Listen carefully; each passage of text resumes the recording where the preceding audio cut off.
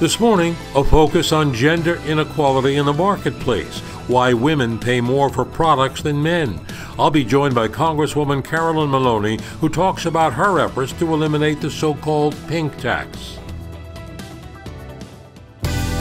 Now, from 42nd and 2nd, this is Pix 11 News Close-Up with Marvin Scott. Good morning, everyone. It costs more these days to be a woman than a man when it comes to shopping for many products in the marketplace. Surveys have shown that women earn less than men in the workplace, and now a new government study finds that gender-based pricing in the marketplace, large cost discrepancies known as the pink tax. Seeing red over this pink tax is Congresswoman Carolyn Maloney. Coming off a contentious primary fight in June, she's now seeking her 13th term in Congress. A longtime champion for women's rights, Congresswoman Maloney. Right now, she's at the forefront of efforts to get rid of the pink tax.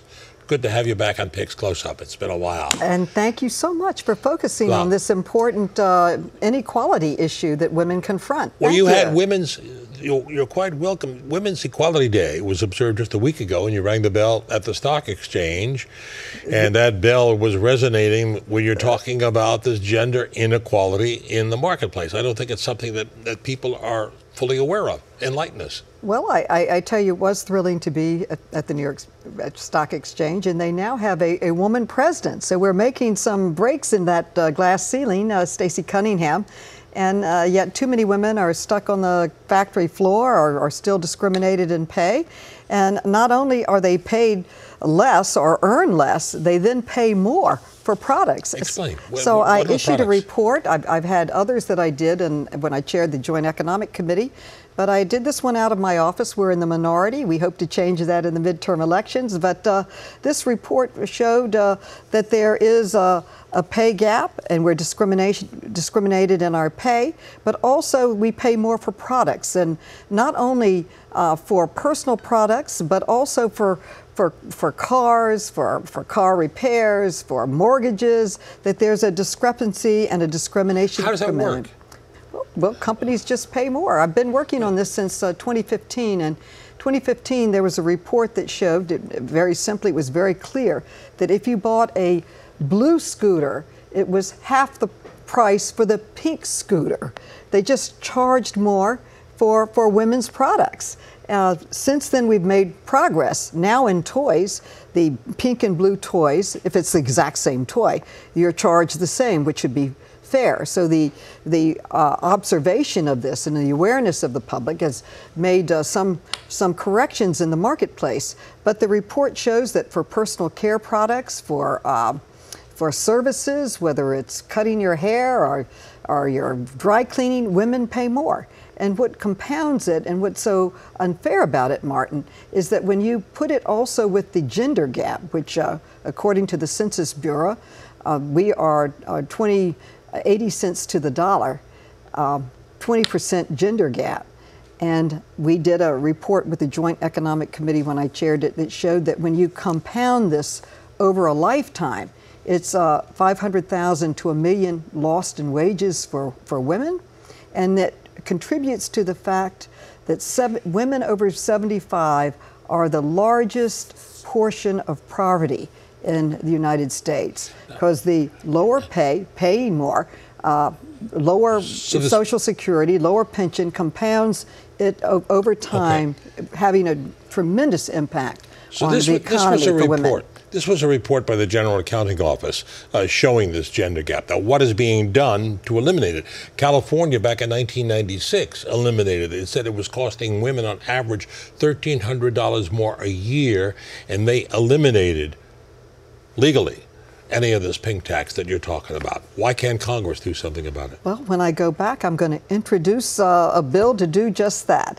But I also have introduced 11 times, and I'm working to pass the Equal Rights Amendment and ratify the Equal Rights Amendment, because then any discrimination against women would have strict scrutiny, which race and religion has. Our standard is much lower, and it would be enforceable in our courts. That's the only way I think that you will end the gender gap and other gender discrimination that is so deep in our economy and deep in our culture. But it's still a long way before you see this fair pricing nationally.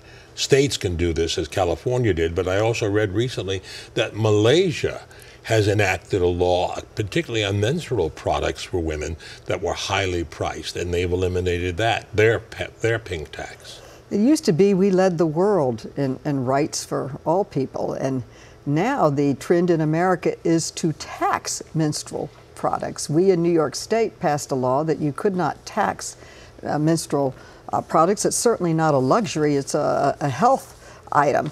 So there's a lot of work that needs to be done to treat women fairly in our society, and I think not only confronting the pink tax, I've done this report several times, I'll continue doing it, but also passing and ratifying the Equal Rights Amendment. Okay, a lot more work to be done. I want to take a break right now. When we come back, I want to talk about the Democratic Party. You had quite a contentious primary, but things have changed. A lot of young voters out there disenchanted with politics. I want to talk about that, but let's take a break, and we'll be right back with Congresswoman Carolyn Maloney.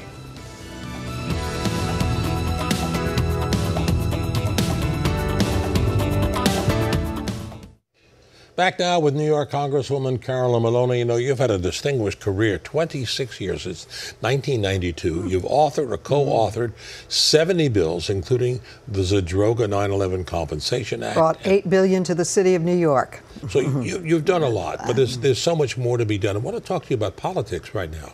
You came out of a very contentious primary battle in June. Someone who really raised over, well, $2 million to go against you. It's a new day in the Democratic Party. What's happened to the Democratic Party? Well, what's happened to the Democratic Party is hopefully the Democratic Party is going to win the midterm elections so that you'll have a wall, a real wall in Congress against the President of the United States and the Republican Party. I believe the American people like checks and balances, and this midterm election will have a check on the policies of this administration, and starting with Mr. Kavanaugh, I hope. But in any event, elections we don't have revolutions in our country. We shoot at the ballot box. So we're going to have a major election coming in right around the corner in several months, and hopefully it'll result in a Democratic majority in the House. The word is hope on your end, but it's different when you take a look at a situation like what happened with Congressman Joe Crowley. He had a district, he had someone who was totally inexperienced who beat him in that, and she identifies herself as a socialist. There have been many surveys showing that many Democrats across the country are now identifying themselves as social Democrats. It's quite a different party. John F. Kennedy would not recognize the Democrats today, isn't that correct? We'll see what the party is after the midterm elections. I feel What about going into the election? But, what does the party have to do to win? In other words, Joe Crowley's situation is unique for that particular race. I don't think it's a symbol of what's going to happen in every other race in America for the Democratic Party. When you have candidates like Cortez and the whole Bernie Sanders support, it seems to be growing nationwide. And what is it that the Democrats have to do to achieve that victory you're hoping for in November? We need to really prove to the American people that we have a better idea, a better deal for working men and women, that will be there, a strong force to protect a woman's right to choose and women's rights in the environment and education.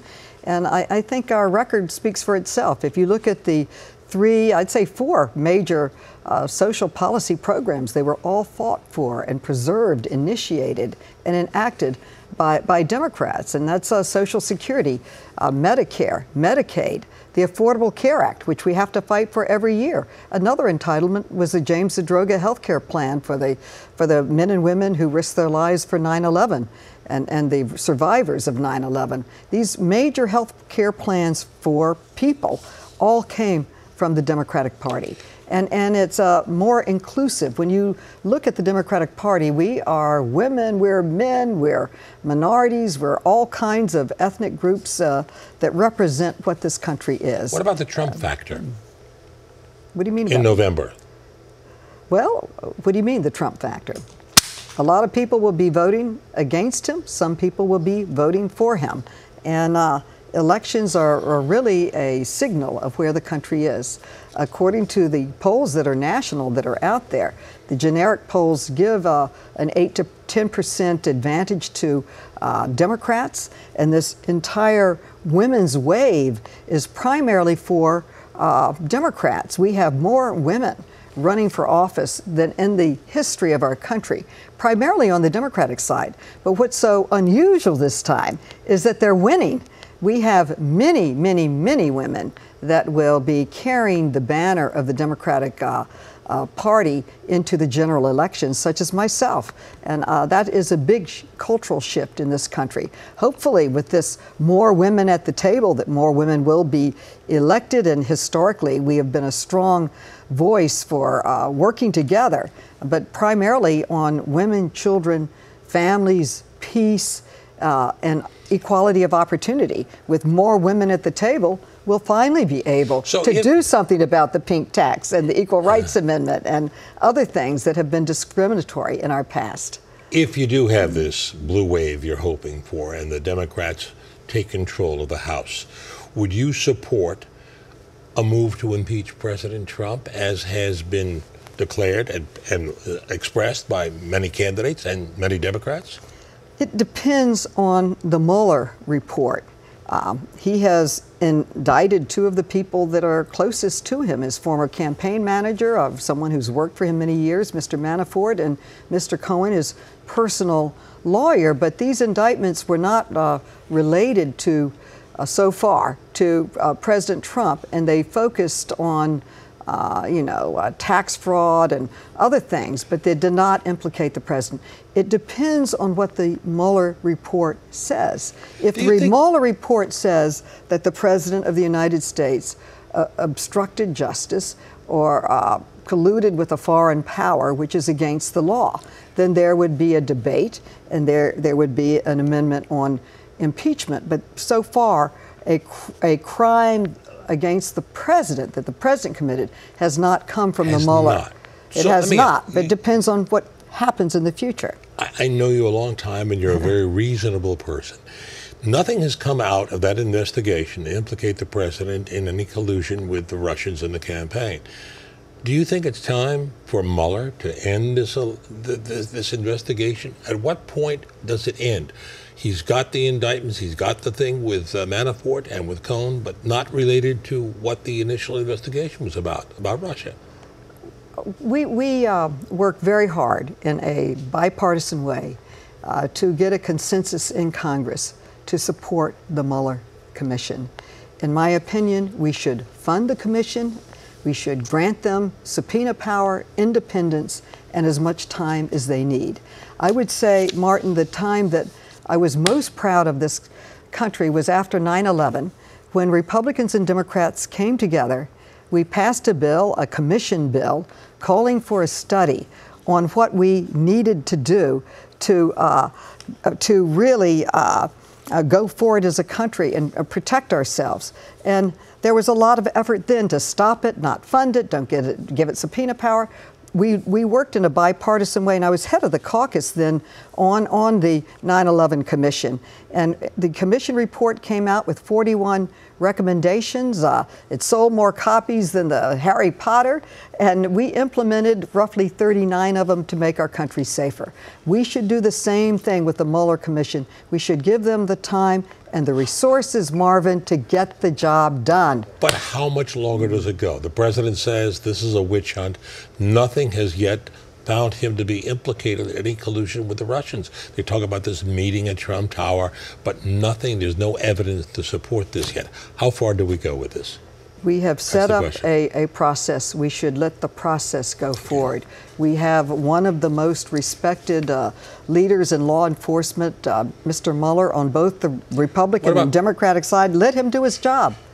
What about our Attorney General, Jeff Sessions? That the president seems to be hanging on to him. He wants to fire him. And what would be the uproar over that if he does that, because he's recused himself from this investigation? It would, in my opinion, I believe it would be an obstruction of justice to fire him. But it's not. That's the Republican Party that's making that decision, and let's see where it goes. But in any event, I keep waiting for this job to get easier. Marvin, it keeps getting harder. I thought after 9/11 what could be worse. I thought after the financial crisis, but we're in a crisis now. And fortunately, we have a strong democracy. We have an election coming up. I urge everyone to get out and vote. And hopefully we'll have a Democratic majority. I'm going to give you a chance to take a breath. When we come back, I want to talk about, you've been quite outspoken about this matter of 3D printers printing out guns and much more, and also about your reflections of John McCain. We'll be right back with Carolyn Maloney.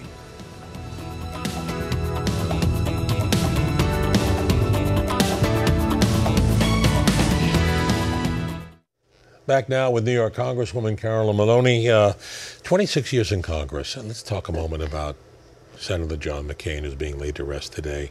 You worked with him on the other side of the Capitol. What are your reflections? Well, even in death, he is bringing this country together. He was a great patriot, a great senator, a great leader.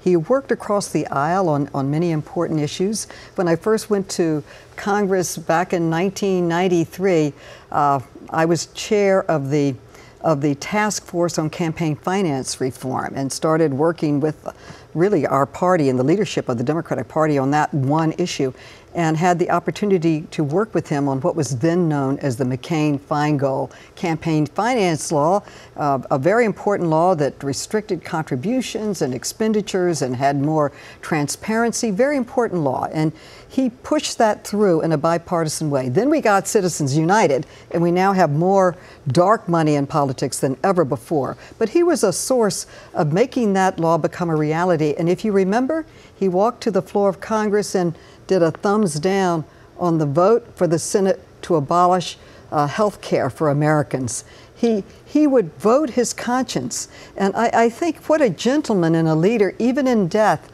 He's bringing the party together, inviting former President Obama and Vice President Biden to speak his funeral. Republicans and Democrats. And President Bush, and bringing us together.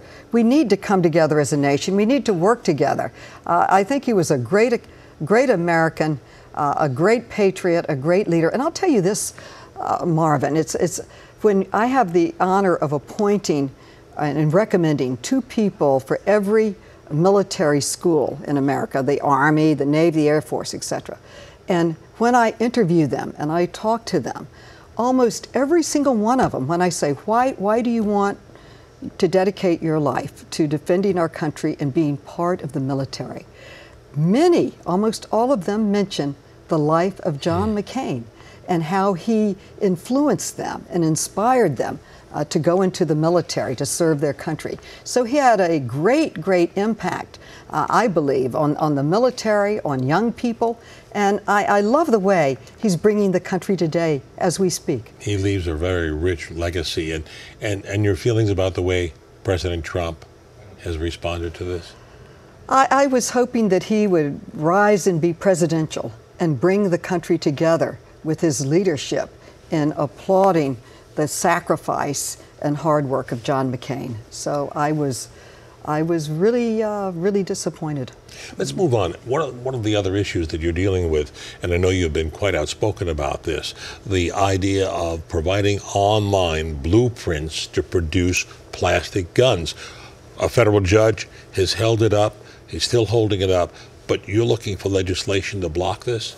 I have put in a bill to block it. I have written several other bills, and believe me, Marvin, if more guns made this country safer, we'd be the safest country on earth. We are far from it. We have more guns, we have easier access to it, and it shows in the number of murders. I've got to tell you, we have more mass murders in our schools than anywhere in the whole world, and it's because of our lax gun safety laws. Not only our schools, mass shootings all over the place. They don't have this in Europe. But doesn't it get down to movie theaters? I mean, it's unreal. But doesn't it get down to your colleagues in Congress who refuse to put in tougher legislation because they are being financed by the National Rifle Association? Well, I call the NRA no Republican action. And I keep, after every massacre, I keep waiting for them to act. And hopefully, in this midterm election, people will hold their elected officials accountable and vote against people who do not support gun safety. We have a democracy. We can change that. And I've had numerous bills in. The only one that has moved forward, and it moved forward as part of a budget deal and part of the budget. Senator Markey and I had a bill in for years in the Congress when he was there, and now between the House and the Senate, that said you could study gun safety. Guns are the only area, to my knowledge, that this Congress or this country has passed laws that you can't even study it. You can't even study it. New York's laws are stronger. Oh, yeah. But that was changed. That's the only bill that I've seen change that has moved in the right direction since I've been in Congress. I fought on it. Have you ever had support from the NRA? Or have they attempted to support you? Never. Of course not. They come to my town halls and try to disrupt them. But they've tried. Oh, yeah. Okay, let me ask you the next question. All right, a couple of other issues. You mentioned earlier about the Supreme Court nominee, Brett Kavanaugh. The Republicans are trying desperately to get that approved before the election. Is that going to happen? Well, they have the majority in both the House and the Senate and the presidency, and they say that they will begin the process when we return on Tuesday this coming week. I think it's outrageous. President Obama appointed Merrick Garland, and they never gave him a hearing or any consideration. And I say, let's have equality of treatment. We should not act on Kavanaugh until after the 2018 election. The Republicans said we can't act. We've got to wait for the 2016 election. Well, right now we shouldn't act. And Democrats are fighting this. We are against it. His prior writings on health care and women's rights and choice and the environment, labor, worker rights, all areas he has. And what I find the most objectionable, and I would say it's almost corruption. They are not releasing his papers for the public to see his prior decisions. And then we find out the person vetting his papers worked for him when he worked for President Bush, and they're not releasing the papers. I say this is just corruption. We should see everything about his record. No. A Supreme Court justice is there for life. He will have an impact on the direction of this country for life. So we should see his background. Do the Democrats have enough strength in Congress to block his confirmation before the election? We don't have the votes. We have to get votes from across the aisle. We have to hold on to all of our senators. I have to ask you this. This past week, it was most distressful to learn that the death toll from the hurricane in Puerto Rico, the death toll climbed to 3,000. From 67, right? From such a low count, 3,000. Did we do enough to help them in time? I don't believe so. I think it's another scandal. We should have been. They should be treated just as well as New York was after Sandy, as Florida and Texas were in their hurricanes, and it's a travesty. I have to ask you this final question: has the Me Too movement changed the political culture in this country? Will it have an impact on the election in November? Oh, I certainly do believe so. I think that's why so many women are running for office. We had a massive demonstration after the inauguration of President Trump, not just in Washington, but across this country. I came home to be with my district. We thought we were going to have 20,000. It turned into 700,000. And this was across the country. So the Me Too movement, the Time's Up movement, the ability to communicate and organize on the internet has had a tremendous impact on citizen participation in politics. And I believe it will be one of the factors that leads this country to a Democratic majority in the midterm elections. So I urge everyone to get out and vote. On that note, lots of issues to cover. Congresswoman Carolyn Maloney, always a pleasure to have you on the program. Always a pleasure. Thank you. Marvin, thank you so much for having me on. I appreciate it so much. Thank you. Enjoy your holiday weekend. And that'll do it for our program for this week. If you have any comments or wish to see this broadcast again, check us out on our website, pix11.com/News Closeup. I'm Marvin Scott. Thanks so much for joining us. Enjoy the rest of your holiday weekend, everyone.